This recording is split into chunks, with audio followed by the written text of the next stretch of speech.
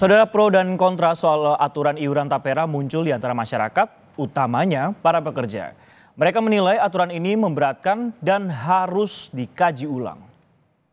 Tidak efektif lah, gitu. Dan terlalu cepat untuk mengambil keputusan seperti ini. Gitu. Harusnya kan diinformasikan dulu ke masyarakat atau kemana. Jangan langsung itu. Ya memang sih, ya ada pro kontranya itu sampai kalau saya sih nggak setuju aja. Kalau buat saya pribadi sih agak kurang ya, karena kalau kita yang udah punya rumah sendiri kan kayaknya nggak efektif lah gitu. Mungkin kalau untuk yang lain-lain mungkin yang mereka lebih oke lah, belum ada rumah yang masih single mungkin kayak gitu oke lah. Sejujurnya sih nggak setuju ya, karena harusnya tapera itu harus untuk pekerja-pekerja yang masih single gitu, yang fresh graduate gitu, dan itu sangat mungkin akan membantu ya. Kalau untuk kami yang udah berkeluarga kayaknya nggak cocok deh gitu. Apalagi saya sudah punya rumah gitu kan. Kalau menurut saya cukup memberatkan ya, karena kan selama ini kita udah banyak potongan ya dari PP 21, terus jam sostek gitu sih. Kalau menurut saya dengan tapera ini yang mungkin manfaatnya nggak bisa langsung dirasakan, mungkin buat karyawan seperti saya ya itu cukup memberatkan. Kalau menurut saya sih kurang tepat aja ya, karena dari perusahaan kita juga udah banyak banget potongan-potongan dari perusahaan, entah itu dari BPJS, tenaga kerja, sampai asuransi gitu. Menurut saya sih ya kurang tepat aja sih untuk 3% tersebut.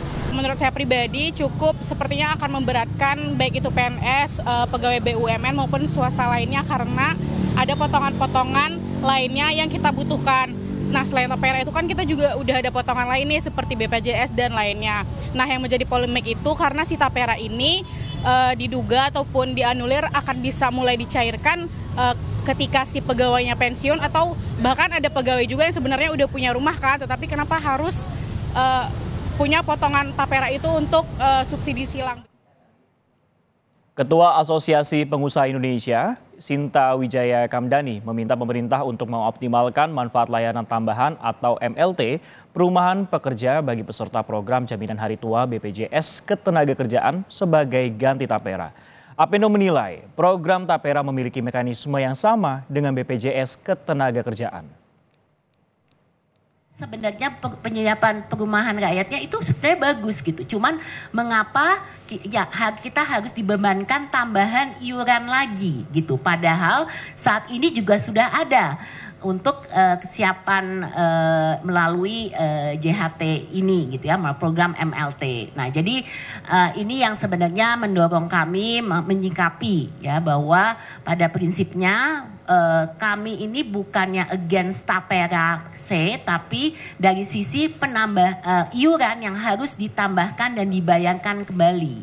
Nah, kalau kami melihat sebenarnya kalau konsep ini mau dipakai, pertama, kalau tamanya tabungan ya sukarela aja gitu. Jadi tidak perlu mengharuskan pemberi kerja dan pekerja untuk mengiur. Saudara, hari ini Badan Pengelola Tabungan Perumahan Rakyat atau BP Tapera akan menggelar konferensi pers. Untuk informasi selengkapnya kita sapa jurnalis Kompas TV Dipo Nurbahagia di Istana Kepresidenan Jakarta. Dipo, selamat siang. Ramai kemudian penolakan pengusaha dan pekerja terkait iuran tapera. Apakah pemerintah akan mengkaji ulang kebijakan tersebut, Dipo? Selamat siang Sisko dan juga saudara. Untuk menjawab pertanyaan Anda, kalimat yang nampaknya paling tepat adalah tentu pemerintah akan melakukan evaluasi serta kajian seiring implementasi dari kebijakan tapera itu sendiri. Artinya evaluasi dan kajian tentu akan terus dilakukan oleh pemerintah dengan menyerap aspirasi oleh seluruh pihak. Tetapi di sisi lain nampaknya peraturan terkait dengan tapera ini masih akan terus berjalan. Karena kita tahu juga bahwa maksimal tapera ini diimplementasikan yaitu pada tahun 2027. Ini juga dikuatkan dengan pernyataan yang sebelumnya sudah disampaikan oleh Presiden Joko Widodo yang seakan mengeluarkan nada normalisasi atas polemik ataupun pro kontra yang kemudian lahir di tengah masyarakat. Bahkan pada saat itu ketika Presiden ditanyakan terkait dengan iuran tapera, Presiden nampak mewajarkan pro kontra yang lahir di tengah publik dan menyamakan kejadian ini dengan kondisi pada saat pemerintah mengeluarkan kebijakan terkait dengan peserta BPJS Kesehatan non penerima bantuan iuran untuk mendaftar. Nah, analogi ini juga menarik karena tentu BPJS Kesehatan adalah suatu kebijakan yang betul ada pro kontra di tengahnya ketika ada aturan non penerima bantuan iuran untuk kemudian juga membayar, tetapi di sisi lain jaminan ataupun manfaat yang diterima oleh publik ini dapat dirasakan secara langsung. Artinya ketika sudah membayar iuran, publik yang sakit dapat merasakan akses layanan kesehatan gratis di rumah sakit. Nah, pertanyaannya yang kemudian begitu banyak menuai pro dan kontra adalah apa jaminan dari iuran tapera? Apakah pemerintah dapat memastikan bahwa masyarakat yang belum punya rumah dan dipotong gajinya untuk membayar iuran tapera ini sudah pasti dapat rumah? Ini yang kemudian masih menjadi pertanyaan oleh publik, belum lagi soal pekerja yang sudah punya rumah tetapi juga ini masih diwajibkan untuk kemudian membayar iuran tapera sebagai semangat gotong royong untuk membantu dalam tanda kutip masyarakat yang belum memiliki rumah ataupun dengan mekanisme subsidi silang. Ini yang kemudian nampaknya harus diperjelas oleh pemerintah meskipun pemerintah menyebut bahwa masyarakat yang sudah punya rumah dan membayar iuran tapera ini dapat memanfaatkan tapera sebagai tabungan dan dapat diambil pada saat masa pensiun, tetapi tentu ini juga masih harus diformulasikan kembali agar semua pihak dapat merasakan manfaatnya. Nah, untuk menjawab apa yang kemudian menjadi polemik di tengah publik, nanti sekitar pukul 2 siang waktu Indonesia Barat, pemerintah akan melakukan konferensi pers di kantor staf presiden.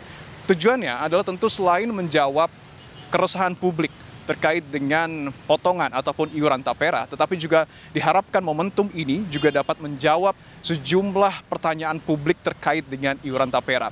Belum ada keterangan resmi terkait dengan apa saja yang kemudian nanti akan dibahas, tapi kalau kita coba analisa sedikit tentu akan ada beberapa hal yang disampaikan, seperti misalnya bagaimana kemudian nanti kejelasan soal mekanisme potongan dana tapera, kemudian juga siapa saja yang nanti dipastikan akan wajib mengikuti dan juga membayar iuran tapera, dan yang tidak kalah penting adalah kejelasan soal manfaat tapera itu sendiri bagi para pengiurnya. Nah, kalau kita berbicara soal aturan tapera, memang ada sejumlah manfaat yang kemudian kemungkinan besar nanti akan disosialisasikan oleh pemerintah.